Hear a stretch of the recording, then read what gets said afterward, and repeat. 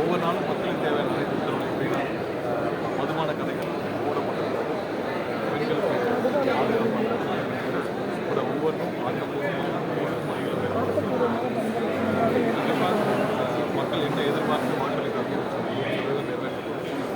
எல்லா இடத்துலையும் வந்து அன்ஃப்ரீ ஸ்டேட், அதாவது போதைப் பொருட்கள் இல்லாத தமிழகம்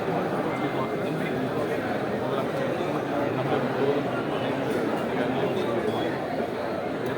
எதை எதிர்பார்த்து மக்கள் வாக்களிக்கிறார்கள் நிறைவேற்றும் இந்த மாநிலம் கண்டிப்பாக இப்போ தேவை என்னென்ன பழைய திட்டங்கள் என்னென்ன திட்டங்கள் இருக்குதோ அதெல்லாம் நேற்றுலாம் பெண்களுக்கான 1000 ரூபாய் எந்தவித தடையும் இல்லாமல் மக்களுக்கான மட்டும் சார், திருப்பங்கூர் தொகுதியிலேயே அதிகமான திட்டங்கள் வந்து இன்னும் நிறைவேற்றப்படாமல் நிறையா இருக்குது. இது எப்படி எதிர்கொள்ள போகிறீங்க நீங்கள் இப்போ அமைச்சர்? கண்டிப்பாக இப்போ தான் வந்து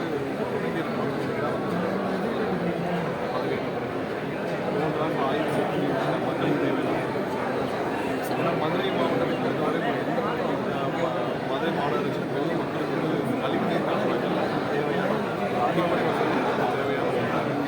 ஸோ அது இல்லாமல் மக்களுக்கு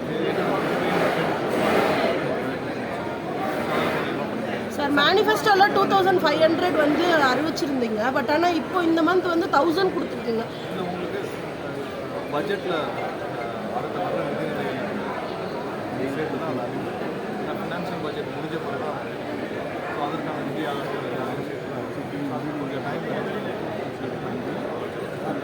ஏன்னா ஃபினான்ஷியல் பட்ஜெட்ஸு நீங்கள் இப்போ வந்து அடுத்த பட்ஜெட் முடிஞ்சு பார்த்து அதான் நடைபெறும்.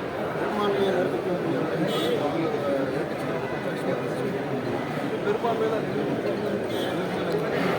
140 பேர் எங்களுக்கு ஆதரவு வாங்கியிருக்கோம். எங்களுடைய குடும்ப நிகழ்ச்சி சார்பாக நாங்கள் 120 பேருக்கான ஆதரவுகளை நாங்கள் கவர்னர் 120 ஆதரவு இல்லாமல் மேலும்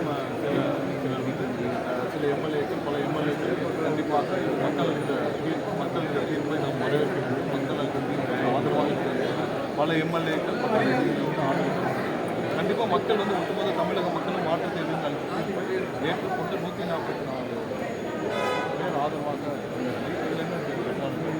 ஆட்சி எப்போது வேண்டுமானாலும் மக்கள் ஒட்டுமொத்த தமிழக மக்கள் அதனால் எதுவும் யாரும் ஒட்டுமொத்த மக்களுக்கான வெற்றி. சார், மதுரை மாநகராட்சி ஊழல்னால இப்போ வந்து மண்டல தலைவர்கள்லாம் நீக்கப்பட்டாங்க, மேயர் போடாமல் இருக்கு.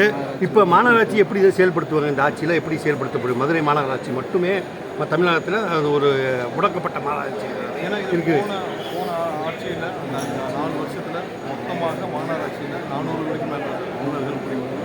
அதில் நிறைய விசாரிக்கப்படாமல் நிறைய மக்களுடைய பணங்கள் சுத்தப்பட்டிருக்கு.